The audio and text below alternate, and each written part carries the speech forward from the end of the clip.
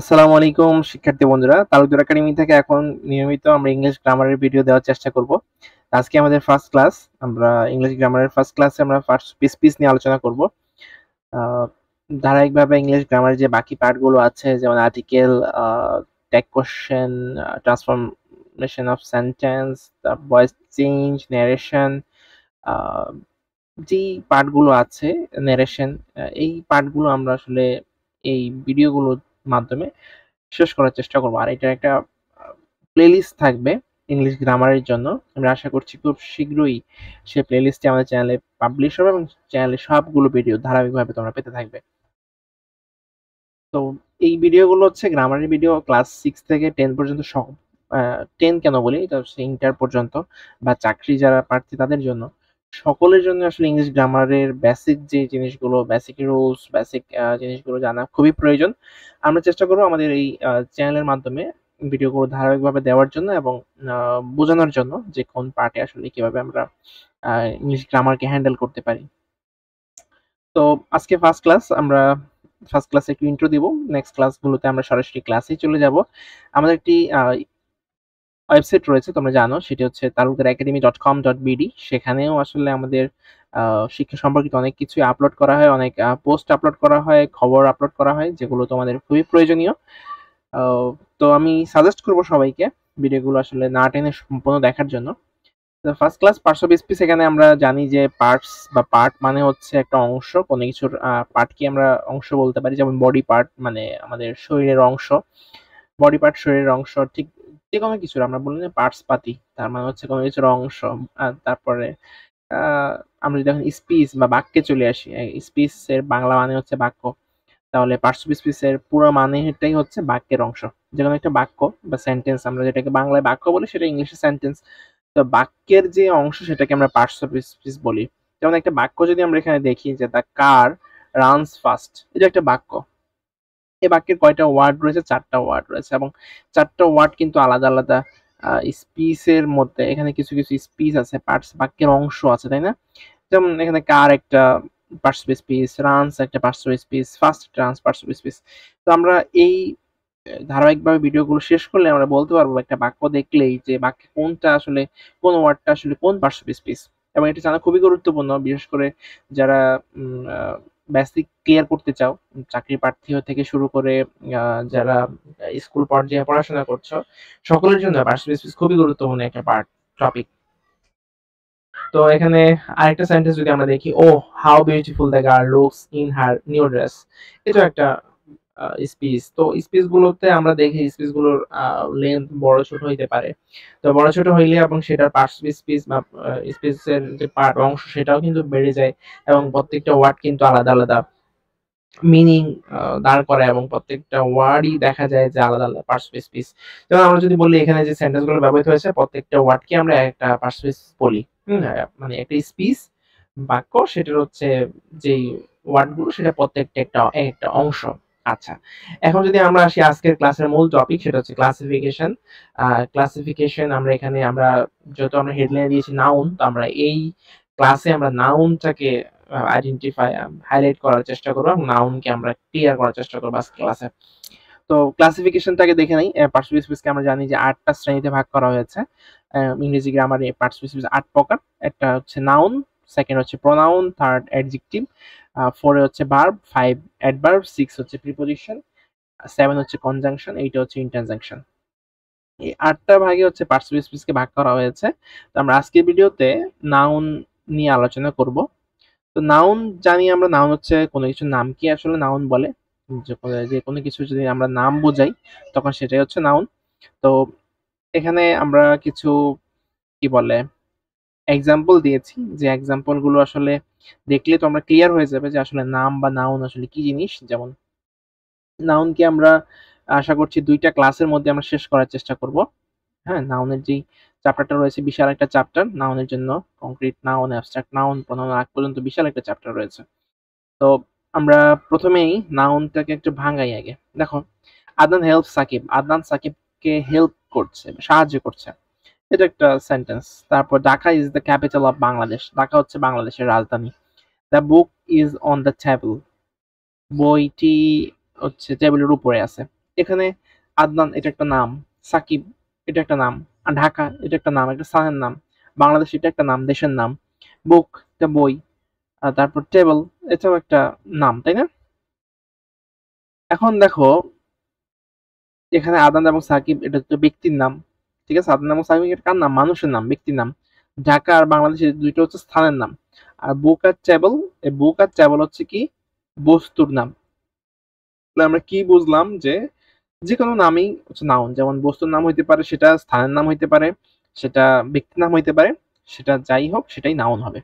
তো যেসব ওয়ার্ড দ্বারা কোনো ব্যক্তি, বস্তু, স্থান, দোষ, গুণ, অবস্থা, কাজ ইত্যাদি নাম বোঝায় তাদেরকে নাউন বলে। এটা হচ্ছে নাউনের ডেফিনেশন। তাহলে নাউনের ডেফিনেশন হচ্ছে যেসব ওয়ার্ড দ্বারা কোনো ব্যক্তি, বস্তু, স্থান, দোষ, গুণ, অবস্থা ইত্যাদি কাজ ইত্যাদি নাম বোঝায় তাদেরকেই নাউন বলে।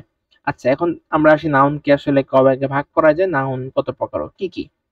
আচ্ছা, নাউন কি হচ্ছে, আমরা যদি ফার্স্টেই ভাগ করি নাউনকে দুইটা ভাগে চারটা ভাগে ভাগ করা যায়। একটা হচ্ছে অ্যাবস্ট্রাক্ট নাউন, একটা হচ্ছে কংক্রিট নাউন।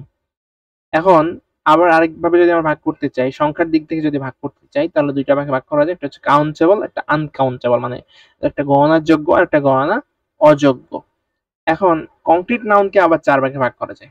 কংক্রিট নাউন হচ্ছে প্রপার নাউন হতে পারে, common noun, collective noun, material noun. আমরা একটা সবগুলো আসলে ডিটেলসে যাব, জাস্ট এই সিনারিওটা মনে রাখো যে নাউনকে যদি আমরা সংখ্যার ভিত্তিতে ভাগ করি তাহলে কাউন্টেবল, আনকাউন্টেবল, আর আরেকভাবে যদি ভাগ করি সেটা হচ্ছে অ্যাবস্ট্রাক্ট আর কংক্রিট। কংক্রিটকে আবার চার ভাগে ভাগ করতে পারি, proper noun, common noun, collective এবং ম্যাটেরিয়াল নাউন। এখন আমরা ডিটেলসে আসি। প্রথমেই আছে কংক্রিট নাউন। তো যেসব নাউনের বাহ্যিক আকার বা অবস্থান আছে এবং যেগুলো হচ্ছে ইন্দ্রিয়ের সাহায্যে অনুভব করা যায়। এখানে টাইপিং কিছু ভুল আছে, এরা বুঝে নেবা। এটা হচ্ছে বাহ্যিক, এখানে হচ্ছে যেগুলো, সেই সব নাউনকে কংক্রিট নাউন বলে। তাহলে আমরা কি বুঝলাম? যেসব নাউনের হচ্ছে আকার আছে, অবস্থান আছে এবং যেগুলোকে ইন্দ্রিয় মানে আমরা টাচ করতে পারি, হ্যাঁ, সেগুলো অনুভব করা যায়, সেগুলোই হচ্ছে কি কংক্রিট নাউন।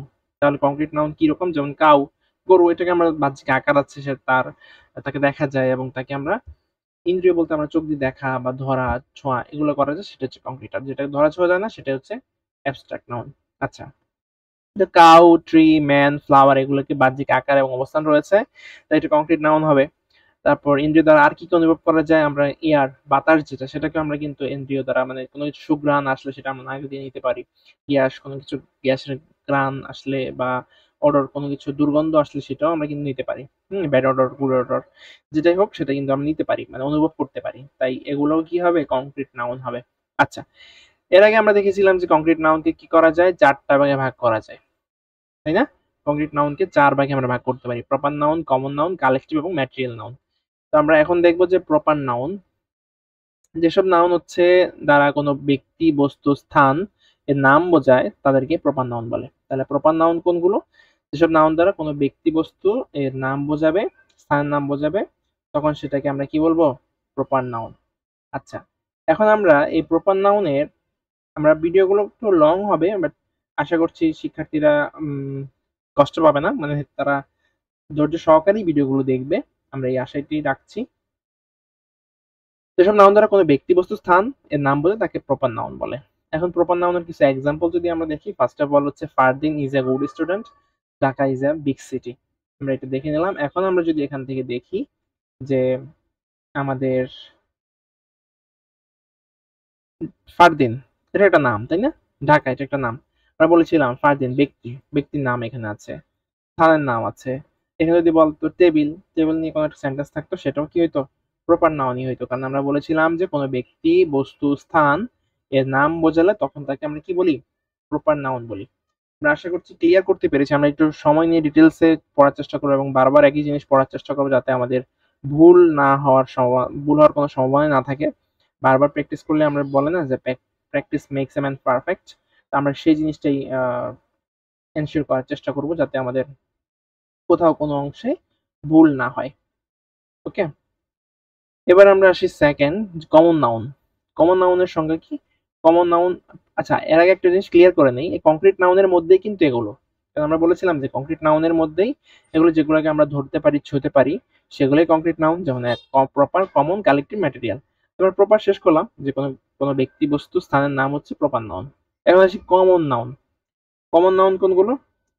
যে নাউন দ্বারা একই শ্রেণীর যে নাউন দ্বারা কি করে একই শ্রেণীর বোঝানো হয়, যে নাউন দ্বারা একই শ্রেণীর ব্যক্তি, বস্তু বা প্রাণীর সাধারণ নাম বোঝানো হয় তাদেরকে কমন নাউন বলে।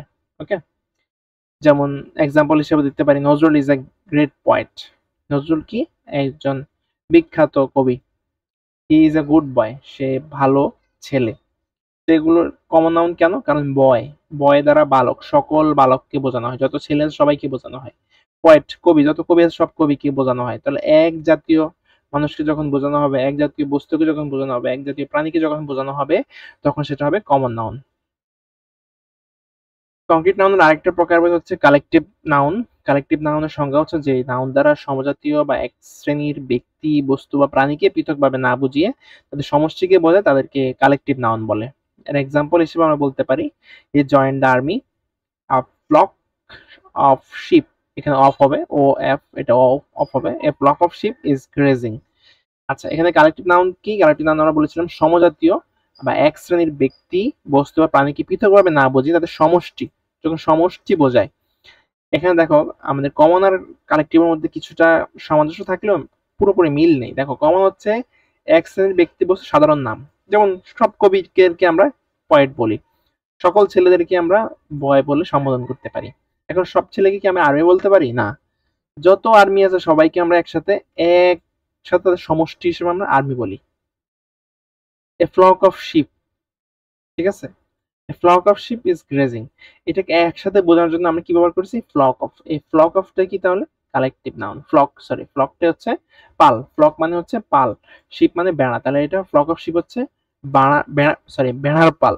ইজ গ্রেজিং মানে ঘাস খাচ্ছে, এরকম একটা বোঝানো হচ্ছে। তাহলে ফ্লক অফ শিপ বেড়ার পাল, তাহলে ভেড়ার পাল বলতে একসাথে ভেড়ার সমষ্টি, একটা পালে অনেকগুলো ভেড়া থাকে, একসাথে সমষ্টিকে বোঝানো হয়েছে।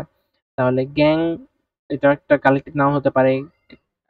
ক্যাভারলি, তারপর team, party, infantry, fleet, navy, audience etcetera, all are collective nouns. Number D তে হচ্ছে ম্যাটেরিয়াল নাউন। এটা দিয়ে আমরা আজকে ক্লাস শেষ করব। ম্যাটেরিয়াল নাউন এটাও একটা কালেকটিভ নাউন, সরি এটাও একটা কংক্রিট নাউন। ম্যাটেরিয়াল নাউনকে সংজ্ঞায়িত যদি আমরা করতে চাই, যেসব নাউন দ্বারা কোনো পদার্থের সমুদয় অংশকে একভাবে বোঝায়, একটা পদার্থ আছে ধরো, সেই পদার্থের পুরো অংশটাকে একসাথে বোঝায় এবং তাদের অন্তর্গত কোনো অংশকে বোঝায় না, তাদেরকে ম্যাটেরিয়াল নাউন বলে। মানে একটা পদার্থ, সেটা হচ্ছে ধরো গোল্ড। একটা গোল্ড যখন এটা খাঁটি সোনা হয় না, খাঁটি সোনা হয় তখন সেটা পুরো গোল্ড থাকে, কিন্তু 22 ক্যারেট যখন থাকে সেখানে গোল্ড থাকে, সেখানে অন্যান্য 95.5% হচ্ছে, 92.5% হচ্ছে গোল্ড থাকে, সরি 91.6% হচ্ছে গোল্ড থাকে, আর বাকি হচ্ছে অন্য ম্যাটেরিয়াল থাকে। তো অন্য ম্যাটেরিয়াল গুলো থাকে, সেটা তো আমরা এখানে প্রকাশ করিনি, কারণ আমরা এখানে তাহলে সেটা কি ম্যাটেরিয়াল নাউন হবে?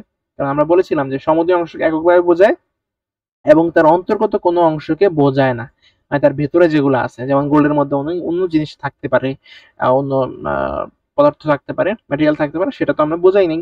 তাহলে গোল্ড কি হবে? ম্যাটেরিয়াল নাউন হবে। যেমন উড, কাঠের মধ্যে তো অনেক বালিকণা, অনেক কিছু থাকতে পারে। হ্যাঁ, কাঠ ছাড়াও অন্য জিনিসপত্র থাকতে পারে, সুতা থাকতে পারে। তো এটাকে আমরা কিন্তু একসাথে আমরা কি বলি? ম্যাটেরিয়াল নাউন বলি। ম্যাটেরিয়াল বলতে সাধারণত আসলে কোনো পদার্থকেই বোঝায়, পুরো পদার্থের সমুদয় অংশকে বোঝায়, যেটা আমরা পদার্থ হিসেবে চিনি, যেমন কাঠ, পাট, তারপর পানি, চাল, ডাল, এগুলো, হ্যাঁ, এগুলো হচ্ছে ম্যাটেরিয়াল নাউন। তাহলে ম্যাটেরিয়াল নাউনের আরো কিছু উদাহরণ হচ্ছে wood, water, rice, salt, sugar, copper, oil etcetera, all are material noun. Next class 2 তে আমরা অ্যাবস্ট্রাক্ট নাউন নিয়ে আলোচনা করব এবং নাউনের বাকি ক্লাসগুলো আমরা নেক্সট ক্লাসে শেষ করার চেষ্টা করব। Till then take care. চ্যানেলটি সাবস্ক্রাইব করে রাখবে, যারা চ্যানেলটি দেখোনি, নতুন করে দেখছো, তারা অবশ্যই বন্ধুদের মাঝে ভিডিওগুলো শেয়ার করে দিবে এবং নিজেও চ্যানেলটিকে সাবস্ক্রাইব করে রাখবে।